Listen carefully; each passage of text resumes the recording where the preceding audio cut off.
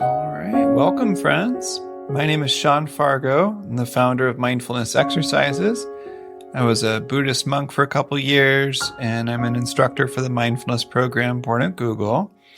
And in this episode, I thought it'd be really interesting to share a lot of the common critiques of mindfulness that some of us are hearing these days.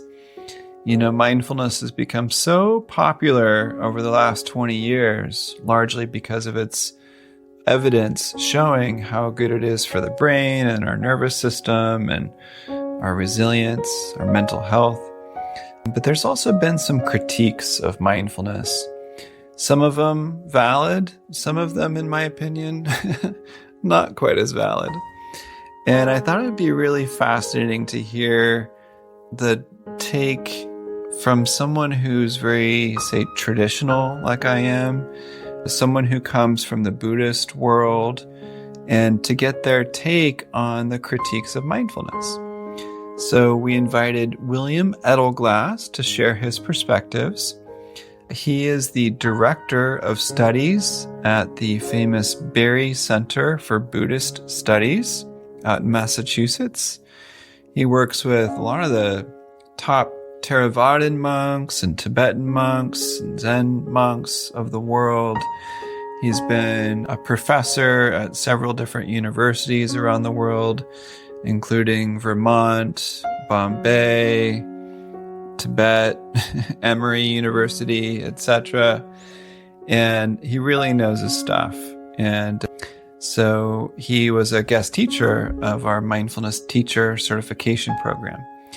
And in this talk, William explores some of the more common critiques of mindfulness, from its commercialization and cultural appropriation to questions around its ethical foundations and social impact.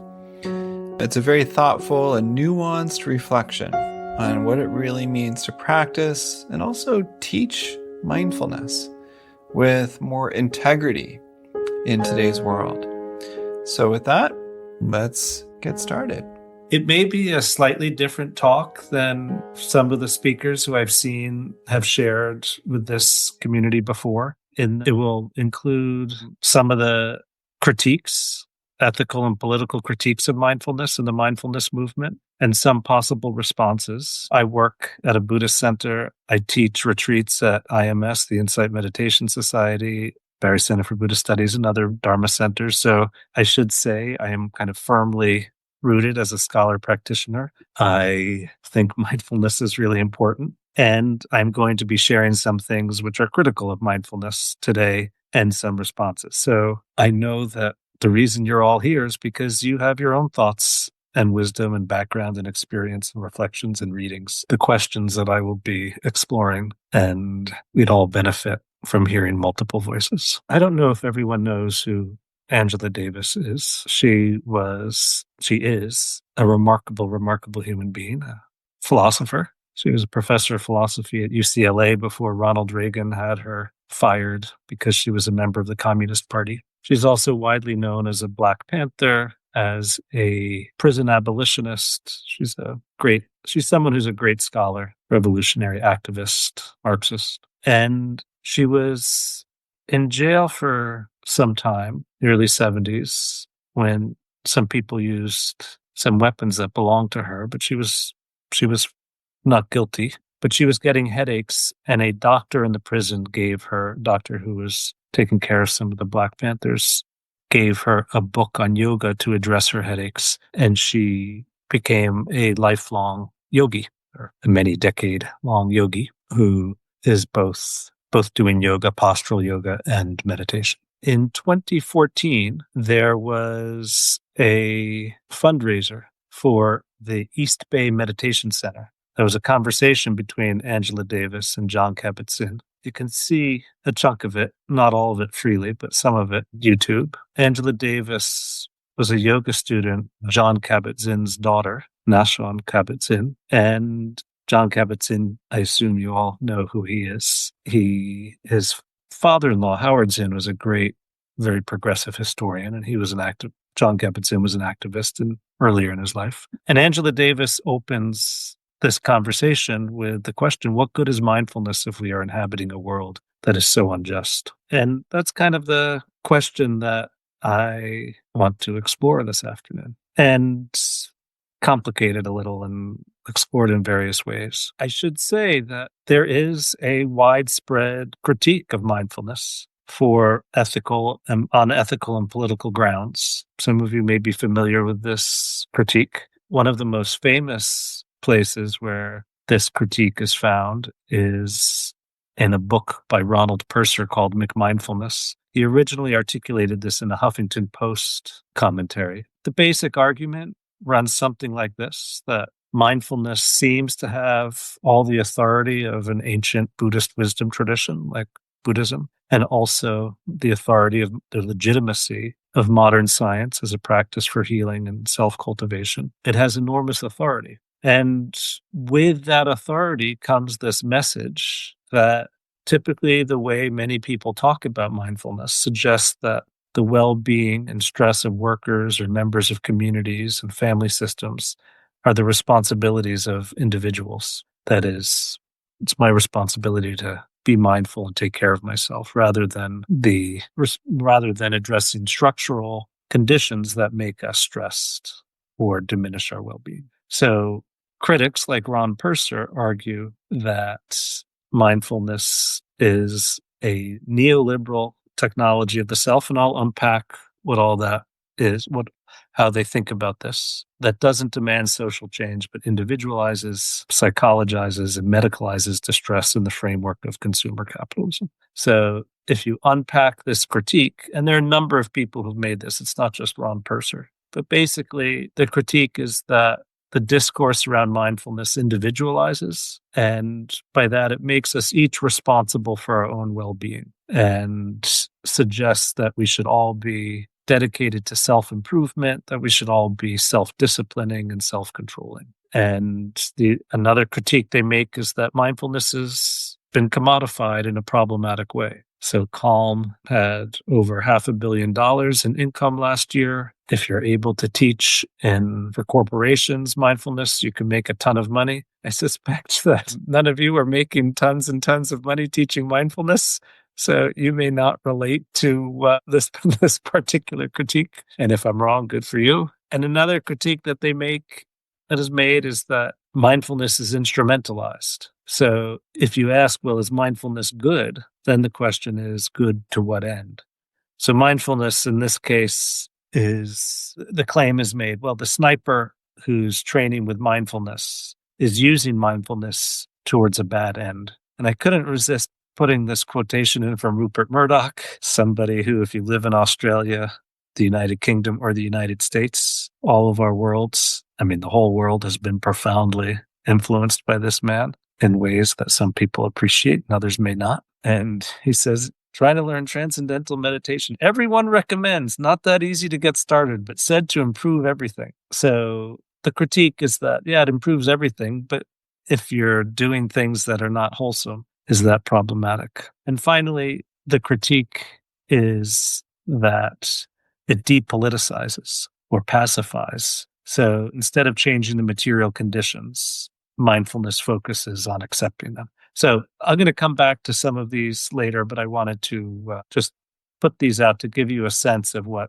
the critique is. And so in the kind of scholarly debates about mindfulness is used in all kinds of ways. On the one hand, as a kind of natural or basic capacity to pay attention, as what the critics would say, a practice of being mindful. The way we talk about it is conditioned by particular interests that are often obscured, and then what they call the mindfulness industrial complex. So here are some questions that we're going to explore. Is mindfulness an example of individual practice that contributes to transformative social and political action? Is mindfulness a form of neoliberal self-governance? Can it be either one, depending on the context? Is it neither? What about ethics? How does mindfulness impact our moral lives? Is mindfulness necessary for ethics? And again, As I said at the beginning, my background is very much rooted in Buddhism and in all classical Buddhist traditions. Mindfulness is indeed necessary for ethics, and mindfulness does help us become more ethical. So we're going to look at some of that. So first, some preliminaries. One of the reasons that these critiques have been a part of the discourse around mindfulness, and many people are critical of mindfulness, is that mindfulness has become really popular. In the United States, according to the National Institutes of Health survey of 135,000 Americans, something like 60 million Americans meditate. Here it says 18.3%. And these are people who are meditating at least several times a week. And if you look at less frequent, this is a Pew Research study. Overall, 23% of US adults say they meditate for spiritual reasons at least once a week. And if you look at the number of Americans who are meditating at all, about half say that they do, or a little bit more than half. And if you look at the apps are hugely popular. There are many millions of people using the meditation apps. And between 2015 and 2020, there were more than 2,500 apps that were launched, meditation apps. So that is giving access to meditation that is much, much, much more broad than there was ever before. You don't have to live near a meditation teacher or near a meditation center. You can just get on your phone and start meditating. So then it has percolated throughout society. You can do programs on mindful money, how to engage mindfully with money, which is important, and how to be more mindful at work. So you're probably familiar with meditation programs at work. These are some of the big companies who offer mindfulness programs to their employees. And this is partly why these critiques have risen up, because these colossals of capitalism have invested real money into providing mindfulness programs for their employees. You can do mindfulness in the military. The military has its own mindfulness app, and there's a military mind meditation podcast. So the military has invested a lot into it. It's, this is a complicated question. Soldiers who go through a mindfulness program are less likely to suffer from PTSD after their deployment than soldiers who don't. And so if soldiers are going into combat on behalf of their society, or at least ordered to by their government, there's an argument to be made that they should not have to suffer PTSD, not be as likely to suffer PTSD. But it's a question that people think about. There's probably familiar with mindful sex. If depending on how mindful you were, it may then be an opportunity for mindful birthing. Of course, mindful sex may or may not involve birth control. And that leads to mindful parenting. There's mindful athlete. Meditation room, this headline says, could one day be as much a part of an athletic program as the weight room, film study, and the training table, all the things that are helpful for athletes. And major teams in colleges, high schools, professional leagues, there's a baseball team, a football team, and a basketball team all have meditation programs for their athletes. And putting that together, here's even a book, Let Them Play, The Power and Joy of Mindful Sports Parenting. So there's parenting and athletes come together. So there's a book for being a mindful sports parent. Depending on what happens with the mindful sex and mindful birthing, there may be mindful marriage. And if that doesn't work out, there's always mindful divorce. Either way, one hopes that there's mindful aging and eventually mindful dying. And all along the way, ideally, there's mindful eating. And if you need a product to mindfully eat, you have mindful mints, or Trip Mindful Blend Calm Melon Cucumber Drink, or Mindful Mayo, which is a vegan mayo. I mean, what you can see here is that mindfulness sells. Mindfulness has a certain, je ne sais quoi, a certain power in our society, in our culture, that things can be sold using it. If you don't like mindful vegan, you can have mindful meats. These are organic meats that are cows are both dairy cows and then become beef cows. You can paint your room a mindful gray, and you can have mindful gifts. This is one of my favorites: socks that support mental health. But if you want the mindful moment curated gift box, you can give someone a sock that supports their mental health, or a mindful potion kit for a wild adventure, or mindful hair care, or a mindful knitting collection. And here, especially coming from a Buddhist background where the fifth precept is about not being heedless, this is my personal favorite of the images I found. This is a woman in a meditative posture with a bunch of pot plants behind her. And she works for a cannabis company, which is called Mindful. This is their image. And you can see, I don't know if you can read it, but Mindful's Meg Sanders. So Mindful is the company, the cannabis company. And it's the power of positive branding. So this is the Cannabis Business Times. What it's saying is that positive branding is using mindful. So all of these things. Oh, and here's another one I liked. If you're taking the mindful cannabis, here's mindful munchies for you. Mastering cannabis cravings. So that's a book. So all of this together shows the power of mindfulness in our society today. And it is endorsed or justified by science, which brings together kind of science is a kind of a common language that these shared interests of religious, typically Buddhist, but not just Buddhist, and secular communities have, and it provides economic and cultural resources. I also want to say it alleviates suffering. I don't want to let that part go, but I just want to talk about some of the cultural phenomena of mindfulness. And there's enormous amounts of academic literature now on mindfulness. So these are the number of publications in the last 55 years on mindfulness. If you can see earlier slides from 2018, the remarkable thing is that it has continued to grow. It continued to increase at such a remarkable rate. So there's almost 3,000 publications in 2020 on mindfulness, and there's more now. I just couldn't find a more recent graph. This word map is taken from, with keywords, is taken from an article which is a meta-analysis of all the publications on mindfulness. So you can see the different colors have their different areas: acceptance, so the green, depression, anxiety, cognitive behavioral therapy, these therapeutic ones, the red, emotion regulation, self-report, emotion, personality, stress, intervention, outcomes, quality of life, women.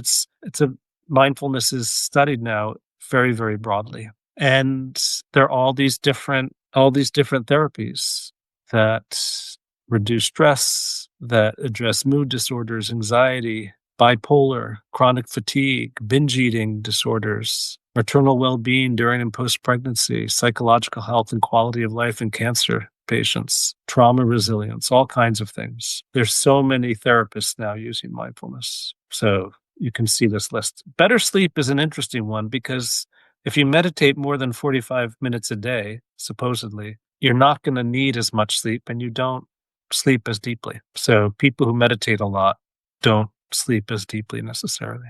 That was one of the findings of Willoughby Britton, her first one that made her recognize that meditation may not do everything we might think it does. And some of you may be familiar with this study that Matt Killingsworth and Dan Gilbert did at Harvard. They gave about 5,000 people handheld devices, and at random times during waking hours, they asked 3 questions: what are you doing, what are you thinking about, and how happy are you? And there is a very strong correlation between thinking about what you were doing and being happy. So the more you were doing things that you were thinking about doing other things, the less happy you were. And this is a widespread correlation, and it's also connected to kind of how people think about Buddhism. There's this book, The Happiness Project, which was a New York Times bestseller. And there's a chapter that begins, when I told people I was working on a book about happiness, the single most common response was, you should spend some time studying Buddhism. A close second was, so are you drinking a bottle of wine every night? So the book that gets most recommended to her is the Dalai Lama's book, The Art of Happiness. And a friend says, I can't believe you're not practicing meditation. If you're studying happiness, you really have to try it. The fact that you don't want to try meditation means that you need it desperately. So you get all these books on happiness and Buddhism, which is really about happiness and meditation for the most part. Loving Kindness, The Revolutionary Art of Happiness, Buddhism for busy people finding happiness in an uncertain world, Real Happiness, The Power of Meditation, and of course the Dalai Lama's book, The Art of Happiness. And Matthew Ricard is the scientists at the Center for Healthy Minds at the University of Wisconsin did a bunch of tests on him, which led to the press saying that he was the happiest man in the world because of his meditation. So to sum a lot of that up, here's a systematic review and meta-analysis of psychological interventions to improve mental well-being, which says that mindfulness-based and multi-component positive psychological interventions demonstrated the greatest efficacy in both clinical and non-clinical populations. So for overall well-being, these people are arguing mindfulness is is most efficacious, which is why sometimes you bump into people. I work at a meditation center, and so you may bump into people like this Chinese monk. If you're not familiar with The Onion, it's a publication that, as it says, America's finest news source. Historians discover meditation spread from ancient China by an annoying monk who wouldn't shut up about how it changed his life. Just the idea being that there are plenty of people, you probably know some of them, you may be one of them, for whom meditation has been transformative and you want to share it with others. All right. Thank you so much for listening. These guest teacher workshops are just one of my favorite parts of our mindfulness teacher certification program, because people like William share a lot of nuanced thoughts and reflections that really help us to grow and evolve and understand new perspectives. And I'd be curious what your take on this is. Do you feel like mindfulness is too commercial, or that it's lacking ethics, or that it's not embodied enough? And just be kind of curious what your take is on how mindfulness is taught these days and what your perspective is. So if you'd like to join conversations with us, with people like William, you can join our Mindfulness Teacher Certification Program at mindfulnessexercises.com/certify, where you can deepen your own practice and discover your authentic voice as someone who shares mindfulness with others. You can also connect and join our supportive global community. If this episode supported you in some way, we'd love it if you could take a moment to give a 5-star review or share it with your friends so that we can help others. Thank you so much for listening, and I hope to see you again soon in a different podcast episode. Thank you.